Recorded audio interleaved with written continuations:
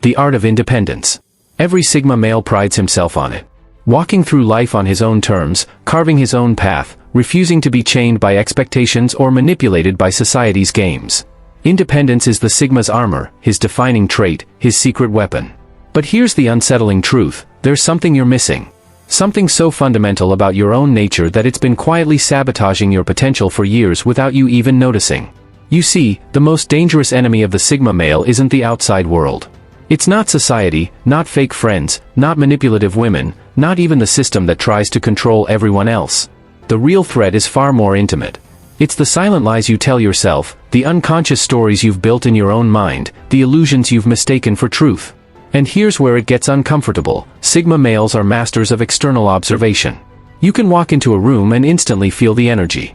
You can predict human behavior with surgical precision, sense hidden motives before a word is spoken, and navigate complex social dynamics like a ghost in the machine. From the outside looking in, it seems like you see everything. But when it comes to turning that sharp perception inward, when it comes to examining your own psychological blueprints, you suddenly go blind. The same clarity you use to dissect others becomes foggy when aimed at yourself. The truth is, you carry massive blind spots that quietly dictate your choices, shape your relationships, and limit your potential without you even realizing it. And that's what makes them dangerous. Because what you cannot see, you cannot change. So today, we're going to expose the 5 things Sigma males consistently get wrong about themselves. 5 hidden misconceptions so deeply embedded that even the most self-aware Sigmas fall victim to them. These aren't minor flaws, they're foundational errors, invisible cracks in the armor of your identity. But this isn't about tearing you down. This isn't about criticism. This is about liberation. Because the moment you see these patterns clearly, the instant you shine light into the blind spots, you reclaim a part of yourself that's been hidden in the shadows. And once you do that, everything changes. Blind spot number 1, you think your independence is complete. Ever wonder why your independence sometimes feels like a prison? Here's what most Sigma males don't realize: you've mastered independence from people, but you're still completely dependent on your image of yourself as independent. You've created a new kind of cage, one built from your own identity. Meet Thomas, a 35-year-old software developer who prides himself on needing nobody. He works remotely, lives alone, handles his own finances, fixes his own problems. His internal monologue is pure self-reliance: I don't need anyone. I'm completely free. But here's what Thomas can't see: he's become so addicted to proving his independence that he's lost the freedom to choose dependence when it might actually serve him. When a startup offered him a partnership requiring collaboration, Thomas didn't evaluate it on merit. He rejected it because accepting would threaten his self-image. The paradox? True independence includes the freedom to be dependent when it's strategic. The Sigma who can't choose vulnerability isn't free. He's trapped by his own strength. Here's the catch: your independence has become your identity, and now your identity is controlling your choices.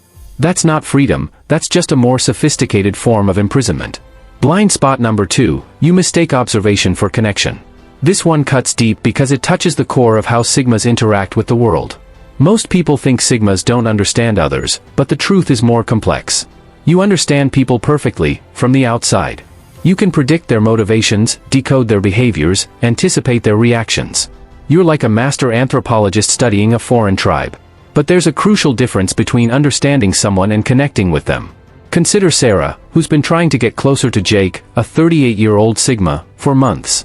Jake can tell you exactly why Sarah laughs at certain jokes, why she chooses specific restaurants, even what her childhood insecurities are, based on subtle behavioral cues.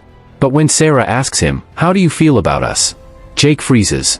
His internal response is analytical: she's seeking emotional validation based on attachment patterns formed in early relationships with inconsistent caregivers. What Jake doesn't realize is that he's analyzing Sarah's need for connection instead of actually connecting with her. He's so busy being the observer that he's forgotten how to be a participant. Here's the deeper truth: your gift for reading people has become a defense mechanism that keeps you from being read by them. You maintain emotional distance by intellectualizing emotional situations. But connection isn't about understanding someone's patterns, it's about sharing your own. And that terrifies you because it requires the one thing you've never mastered: emotional vulnerability. Blind spot number 3, your solitude is partly avoidance. This is the hardest truth for Sigmas to swallow because it challenges the foundation of their entire worldview. You've convinced yourself that you choose solitude because you enjoy it. But what if that's only half the story? The uncomfortable reality is that some of your preference for solitude isn't about loving your own company, it's about avoiding the complexity of human relationships. You've turned avoidance into a philosophy and called it wisdom. Take Marcus, a 41-year-old consultant who spends weekends hiking alone, evenings reading philosophy, and vacations traveling solo. He'll tell anyone who listens about the profound peace of solitude, the clarity it brings, the freedom from social obligations. But dig deeper and you'll find something Marcus doesn't want to acknowledge. It's not that I love being alone. It's that being with others is exhausting in ways I don't know how to handle. Here's what's really happening. You've become so skilled at managing your external environment that you've never learned to manage the internal chaos that comes with deep human connection. So, you avoid it and call it preference. The pattern you can't see: every time a relationship demands more emotional labor than you're comfortable with, you retreat. Every time someone wants to go deeper than surface-level interaction, you create distance. You've mistaken emotional efficiency for emotional wisdom. But true solitude is chosen from a place of fulfillment, not escape. If you're using solitude to avoid dealing with your own emotional complexity, you're not finding peace, you're just postponing the work. Blind spot number 4, you underestimate your impact on others. This blind spot is particularly dangerous because it quietly shapes every interaction you have, whether with family, friends, coworkers, or strangers, without you even realizing it. Sigma males tend to see themselves as outsiders, lone wolves moving through the world without leaving much of a footprint. You may even believe your presence is subtle, almost invisible. But here's the paradox: precisely because you're so reserved, your impact on others is often far greater than you think. Ever noticed how people react to you in ways that feel out of proportion to what you actually said or did? That's because your presence carries weight. Your words, even when minimal, have power. Your indifference, even when unintentional, has an effect. The problem is, from your perspective, everything feels normal. You're living inside your own head, where your thoughts feel measured and your reactions make sense. But from the outside, your silence, your pauses, your lack of visible reaction, these become magnified. People start overthinking, reading between lines that don't exist, projecting their insecurities onto your quietness.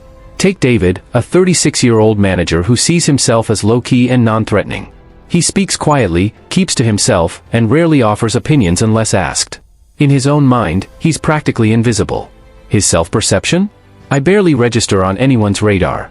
I'm just background noise. But here's what David can't see: his team is constantly trying to decode his every move. When he stays quiet in meetings, people assume he disapproves. When he gives short responses, they think they've made a mistake. When he works alone, they interpret it as rejection. His attempt to blend into the background actually makes him loom larger, because people can't figure him out. The reality is that unpredictability creates tension. People don't know how to interpret someone who offers so few social cues, so they invent their own explanations, and those explanations are rarely flattering. What you think is neutrality is often perceived as judgment. What you believe is no reaction often comes across as silent disapproval. Here's the catch: your emotional unavailability doesn't make you neutral, it makes you mysterious. And mystery, especially from someone competent, creates an unusual mix of anxiety, fascination, and sometimes even obsession in others. What you don't realize is that people often invest more emotional energy trying to figure out the Sigma who gives them no feedback than they do with emotionally available people. Your indifference has become accidentally magnetic. And if you're not careful, that magnetism can turn into a weapon you wield without even meaning to. The deeper truth is this: you can't escape impact. Whether you like it or not, your presence alters the emotional temperature of every room you enter. The question is not whether you affect others, it's whether you'll acknowledge the responsibility that comes with that power. Blind spot number 5, you confuse detachment with mastery. On the surface, Sigma males appear unshakable. You don't get dragged into petty drama. You don't explode when life throws chaos at you. You maintain composure, keep your distance, and wear emotional detachment like a badge of honor. From the outside, this looks like mastery, calm, discipline, self-control. But here's the uncomfortable blind spot: detachment isn't always mastery. Sometimes, it's just avoidance wearing a mask of strength. True mastery isn't about disconnecting from your emotions, it's about integrating them. And this is where many Sigmas go wrong. You convince yourself that because you're not outwardly ruled by your emotions, you've conquered them. But what if you've simply buried them? Suppressed emotions don't disappear. They sit quietly, like explosives beneath the surface, waiting for the right trigger. Over time, this suppression can turn into stress, burnout, emotional numbness, or sudden outbursts that feel completely out of character. Take Adrian, a 39-year-old consultant. He tells everyone he doesn't do drama. When conflicts arise, he withdraws. When family issues surface, he distances himself. At work, when colleagues argue, he shuts down and stays above it all. He believes this makes him strong. But what Adrian doesn't see is that his silence isn't power, it's escape. His detachment keeps him from learning how to resolve conflict, from expressing his needs, from allowing others to truly know him. Here's the truth: emotional detachment without integration is not strength. It's fear. The fear of being vulnerable. The fear of losing control. The fear of being seen too deeply. And as long as detachment is your only strategy, you're not mastering your emotions, you're running from them. The Sigma who mistakes avoidance for discipline ends up paying a hidden price. He becomes emotionally distant not only from others but from himself. He cuts himself off from intimacy, joy, and the deep human connections that require vulnerability. And in the process, he creates the very isolation he claims to embrace by choice. Real mastery is something else entirely. It's not about refusing to feel, it's about learning to feel fully without being ruled by it. It's about facing anger, sadness, love, fear, and joy head-on, and having the strength to integrate them into your identity instead of suppressing them. Because here's the paradox: the Sigma who hides behind detachment believes he's in control, but in reality, his emotions still control him, through avoidance. The Sigma who embraces integration, on the other hand, becomes truly free. Blind spot number 6, you think silence always protects you. Sigma males understand the power of silence. While others waste energy on noise and empty words, you let your presence speak. Silence becomes your shield, your mystery, your tool for maintaining control. People project onto you, obsess over your unreadable expressions, and give you an aura of authority without you even trying. But here's the paradox: silence is powerful, but it's not always protection. In fact, sometimes it betrays you. Why? Because when you choose silence over expression, you leave others to fill in the blanks. And people rarely fill in the blanks positively. Your silence can easily be misinterpreted as arrogance, judgment, or rejection. What you think is calm neutrality can trigger insecurity, resentment, or even hostility in others. Consider Daniel, a 42-year-old Sigma in leadership. He thinks his quiet style shows strength, that by speaking only when necessary, he maintains authority. But his employees don't see it that way. They interpret his silence as disappointment, his pauses as judgment, his lack of feedback as disapproval. Over time, his team grows anxious, constantly second-guessing themselves, even though Daniel never intended to create fear. The deeper truth: silence is a tool, not a solution. Used strategically, it creates impact. Overused, it creates distance. The Sigma male who hides too deeply in silence risks becoming misunderstood, misinterpreted, and ultimately isolated, not out of choice, but out of miscommunication. Blind spot number 7, you overestimate the power of logic. One of the Sigma's greatest strengths is his mind. Analytical, sharp, strategic, you cut through illusions, spot patterns, and outthink the competition. While others get lost in emotion, you rise above it with reason and logic. You've built your life on this edge, and it served you well. But here's the blind spot: you overestimate logic's ability to solve everything. Human beings aren't machines. They don't operate on equations or flowcharts. Relationships, love, trust, meaning, these things can't be decoded with logic alone. And yet, many Sigmas fall into the trap of believing that if they can analyze something deeply enough, they can control it. Take Ethan, a 37-year-old Sigma who approaches relationships like chess. He studies patterns, predicts behaviors, even anticipates breakups before they happen. But ask him why his relationships never last, and he'll say, "I saw it coming." What Ethan doesn't realize is that by relying solely on logic, he never actually invests emotionally. He never risks vulnerability, never lets himself feel deeply, because feelings can't be solved, they can only be lived. The reality is, logic is a sword, but it's not a shield. It can cut through illusions, but it cannot replace the raw messiness of human experience.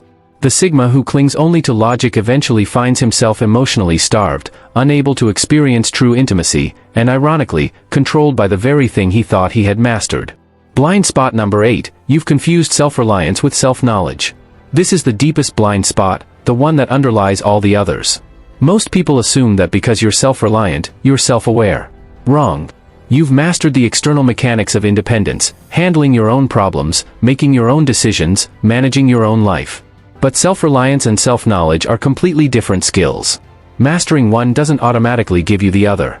Consider Alex, a 43-year-old entrepreneur who's built 2 successful companies, owns his home outright, and has never needed to ask anyone for help. He's the definition of self-made. But ask Alex why he chose his career, what drives his need for control, or what he's actually afraid of, and you'll get surface-level answers. His honest internal response would be, I know how to handle problems, but I've never really examined why I need to handle them alone. I know what I do, but I'm not sure I know who I am beneath all the doing. The most dangerous lies are the ones we tell ourselves, because they feel like truth.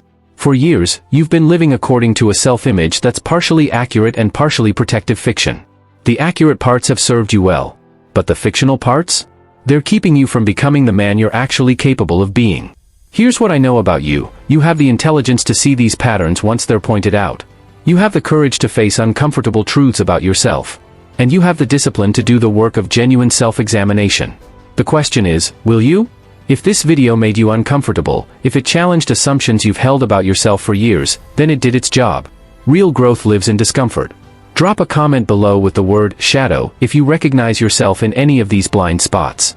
And tell me which one hit hardest, because the one that triggers you most is probably the one you most need to examine.